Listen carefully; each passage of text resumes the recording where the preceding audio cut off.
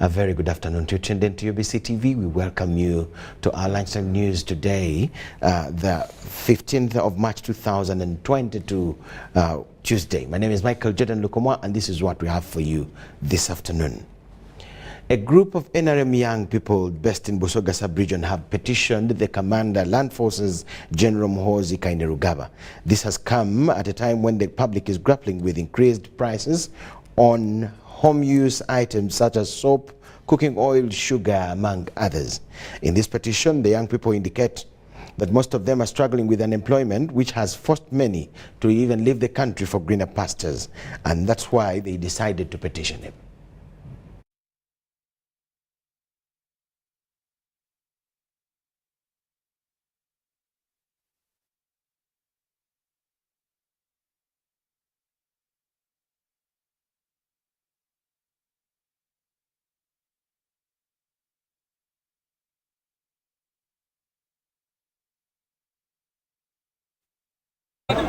Whichever age support this young leader, and we are calling him as a group. Wa MK simanyi kirimu naye musuuza message njagituusa wa MK kumusaba aide kuba abavubuka bogere. You can see for yourself.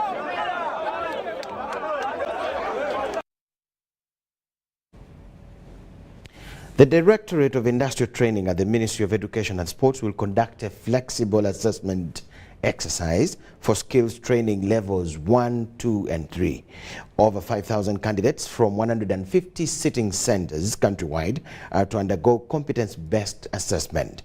The acting deputy director at the Directorate of the Industrial Training, Dr. Michael Okumu, has set off assessors to monitor the exercise and encourage them to exercise vigilance during the week-long process. Do the work very well, submit to DIT, so that we give the right certificate of competence to these candidates. Some people are waiting for you. All their life is going to depend on this assessment. The moment you take it lightly, then it loses meaning. We are here, you may see that it is a very simple thing, but it is not. This is a national assessment which we are going to conduct, starting today and ending on Friday. So just a matter of emphasis, please let us put on our overcoat. With the writing DIT, this has been given to us that those learners in Senior 3 who will be doing studying the pre-vocational subjects will be assessed by DIT.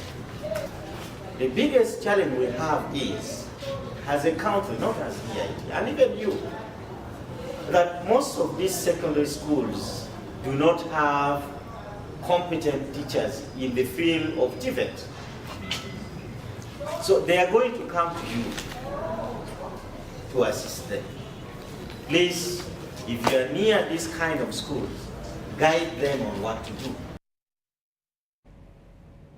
The National Unity Platform Secretary General Lewis Rubongoya says that the party officials are yet to sit and decide the fate of Mityana Municipality Member of Parliament Francis Zake after he was removed from the position of a commissioner at Parliament.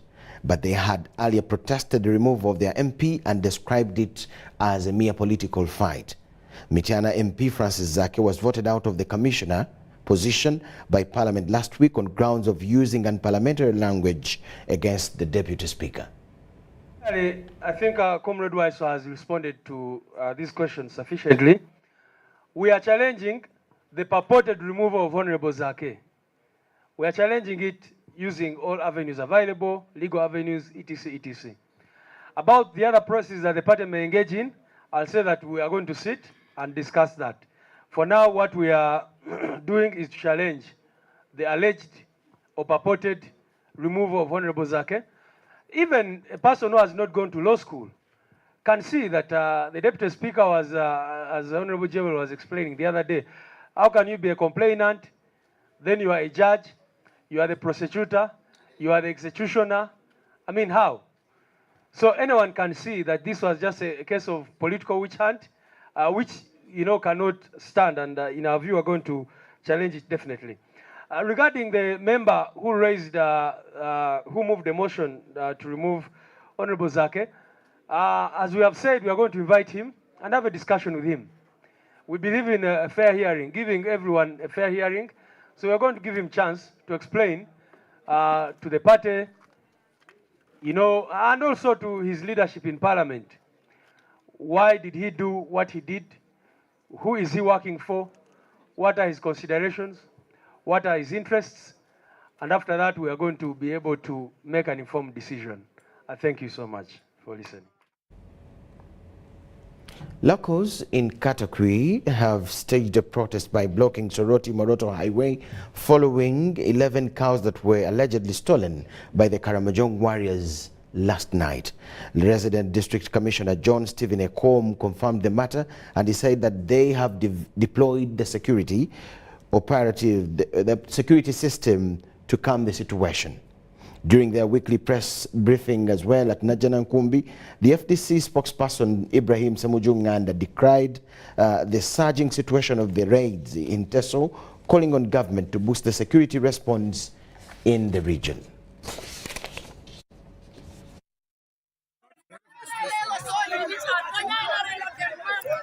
There are policemen here, but they cannot do anything. They are just watching the situation. The situation is just like Russia and Ukraine right now. There is no crossing the border so easily. This is what is going on. Our community got this grant hold, and some of them came and blocked the road. Okay. But I dispatched the security team to open the road, and as we speak, the road has been opened. I've also organized a high-level meeting of security with the local people. Okay. So at around 1:30, I'm going to have a meeting with them because we have been experiencing cattle raids. Okay. But we have also been having operations that we have been conducting. So far, we have arrested 20 collaborators, and they have been arraigned in 4 courts. Okay. Okay. They have been remanded, and they are now in the KATAKWI prisons. People have left their homes because they can't get protection from the security forces. There has been murders, rape, and stealing of cattle. So and these Karamojong are dragging people from their houses. So as a result, people have started now relocating to trading centers. Part of the problem is that government did not deploy adequate policemen and UPDF. Because at one time, like on 11th of this month, 5-6 UPDF soldiers were hunting down more than 50 armed Karamojong. And as a result, they even shot at the UPDF officer called Kagenyi Simon. So I think government has not taken this matter as serious as it is. They need to deploy adequately so people can resume their normal lives in their own communities other than correct. We thank you so much for watching. That is the spokesperson of the FDC about that story to do with the cattle rustling in the Teso sub-region. We'll keep you updated on the situation. Thank you so much for watching. Here comes a short break. Enjoy it as well.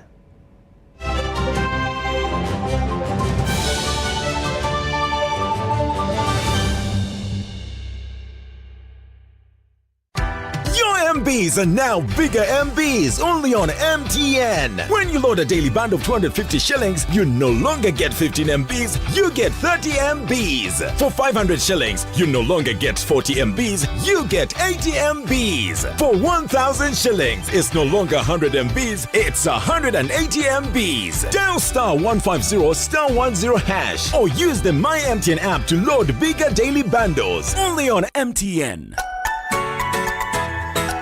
MTN is regulated by the Uganda Communications Commission. COVID-19 is still here with us. As Professor Maggie Chigozi states, the time is now for all of us to get vaccinated. When we have one person who's not vaccinated, it affects everybody around them, most especially the ones close to you. Keep your family safe. Anyone right now who's over 18 should go and get vaccinated. Because of the new COVID-19 circulating variants like Omicron, it is very important for all of us to be fully vaccinated with 2 doses of the same vaccine type. It's only those getting Johnson & Johnson who receive only a single dose to be fully protected. Even after vaccination, continue to adhere to all SOPs by wearing a mask properly, covering your mouth and nose, washing your hands regularly with soap and clean water or using an alcohol-based sanitizer, maintaining physical distance of at least 2 meters from others and avoiding crowds. Echa COVID-19, chija kugwa. This message is from the Ministry of Health with support from UNICEF and partners. There have always been hard times, but these days are harder than most. Everyone is hurting. Everyone needs help. But some among us are asking the question, what if we didn't have to go through life's hardest moments alone? What if we were in it together? And just by asking that question, he changed my son's life. He created an online crowdfunding platform for Ugandans to help raise money for each other. Thank you, Nixon, for helping me. This is a story of a regular Ugandan just like you, who harnessed the power of technology to provide a solution for us. How about you tell us your story? UG needs more of you. To share your story, visit airtel.co.ug/UG needs more of you or call or SMS 162. Airtel, the smartphone network. It's time to learn. Schools are open. As a student, school life is going to be different. You must follow the COVID-19 prevention measures, which include always maintaining a 2-meter distance from others in class, dormitories, entertainment halls, school vans and playgrounds, regularly washing your hands with soap and water, wearing a washed and clean mask that covers your mouth and nose every day, and encouraging your classmates to do the same. Your teachers will also guide you on how to follow SOPs. Don't engage in violence with other students. Report any cases of abuse by teachers or other children to a senior teacher. Those who don't follow the rules should be immediately reported to a class teacher for correction and further guidance. If you experience flu-like symptoms such as a sore throat, fever, dry cough or body weakness, immediately seek medical attention from the school nurse and inform your class teacher. Whenever you sneeze or cough, please remember to cover your nose and mouth with a bent elbow, tissue or handkerchief. Let's share knowledge, not COVID-19. This message is supported by the Ministry of Health, Ministry of Education and Sports, and UNICEF. Stay safe. Get connected today with the My Airtel 4G smartphone and enjoy free data for 1 whole year worth 86,500 Uganda shillings. That's free 2 GB for the first month and free 1 GB for the next 11 months at only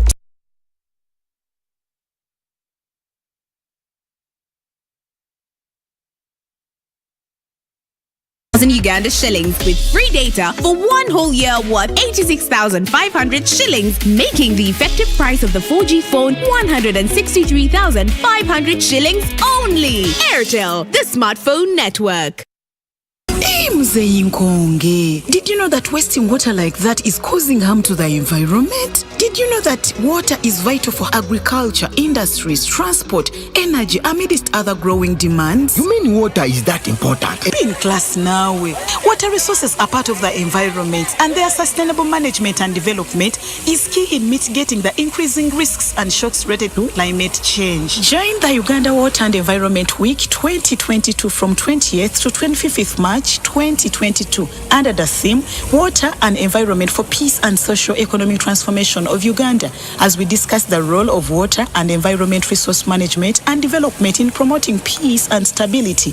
The Uganda Water and Environment Week is organized by the Ministry of Water and Environment through the Water Resources Institute in collaboration with other partners. For more information, call 0782 662205 or 0753 153791.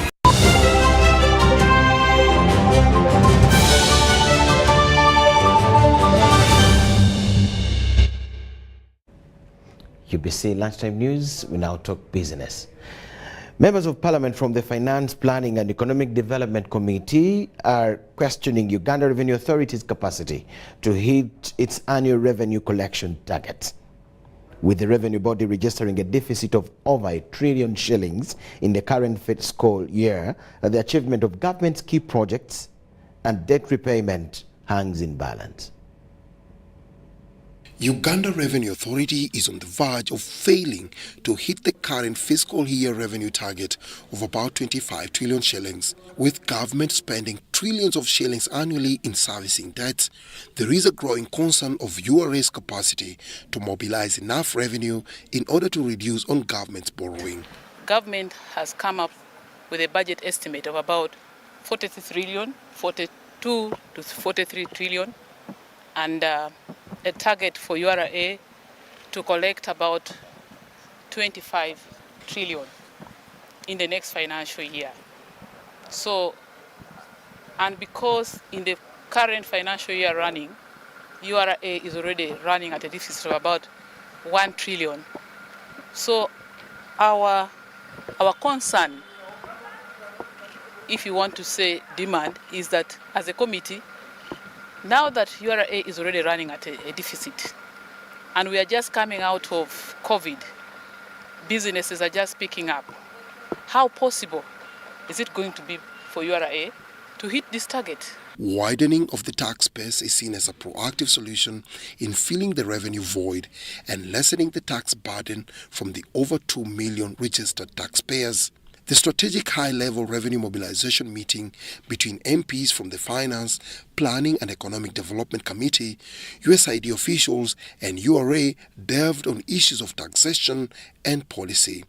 We have been able to illustrate that currently we have a narrow tax base, and that is why it is felt that those who are paying taxes feel to be paying a lot to service the entire country.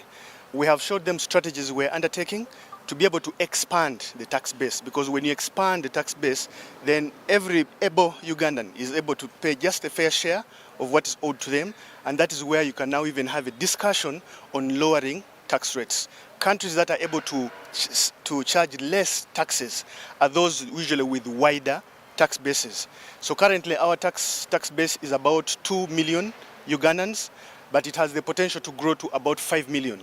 We have about 7 million Ugandans with the potential to pay taxes that are not paying taxes. Why? Because they operate informal businesses. Uganda Revenue Authority has a goal of growing the number of registered taxpayers to 5 million within the next 3 to 4 years.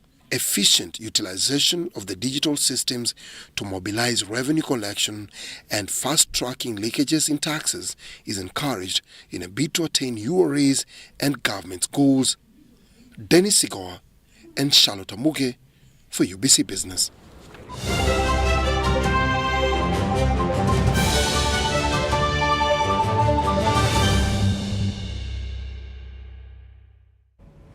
UBC Lunchtime News. Ukrainian President Volodymyr Zelensky has called on Russian soldiers to surrender. He also paid tribute to Marina Ovsilenko, the woman who interpreted Russia's state TV news by holding up an anti-war sign. He said he was grateful to those Russians who do not stop trying to convey the truth and who fought disinformation. Negotiations between Russia and Ukraine are expected to continue later, with Zelensky saying pretty good progress had been made so far. In another development, in another diplomatic move, the Polish, Czech and Slovenian prime ministers will visit Kiev today to meet Mr. Zelensky. The Polish government said in a statement that the visit was intended to confirm the unequivocal support of the entire European Union for the sovereignty and independence of Ukraine, and to present a broad package of support for the Ukrainian state and society. Surrounding it, bombing food depots, bombing a maternity hospital, cutting off food and water. That's the situation in Ukraine. We expect that they will have negotiation. Moving on to the world of sport, Uganda People's Defense Forces boxer, Uganda People's Defense Forces officer, Sergeant Abdul Sebute, has vowed to ably defend his East and Central Africa Boxing Union bantamweight title. Sebute will fight Tanzanian champions Haji Juma Mwalugo on the 8th of April in a 10-round event at the Bombo Sports Ground in Luwero district. This fight, organized by Nara Promotions, also has Uganda's Juma Ntege defending his cruiserweight title against another Tanzanian, Imani Daudi Kawaya. Several fights are also lined up as undercards, including Moses Mutaka against Hamza Olum in the featherweight, while Moses Senyonjo and Ryan Lawrence will contest in bantam. Others expected to fight on the day are Justin Okello, Zubairi Nadomi, Joseph Kabali, and Isaac Katantazi.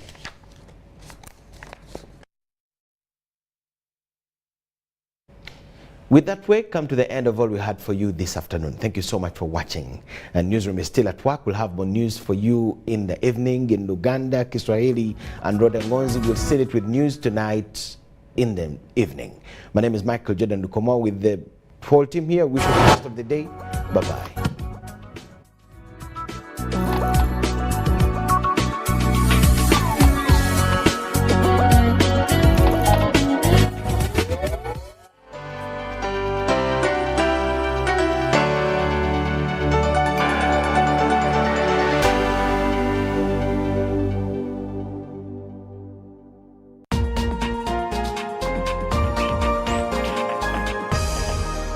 This week on UBC. Somebody suggested that we should go and shower after dinner. After dinner. We were supposed to shower before dinner.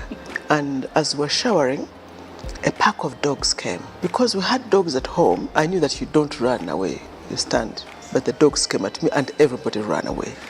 So I turned to run.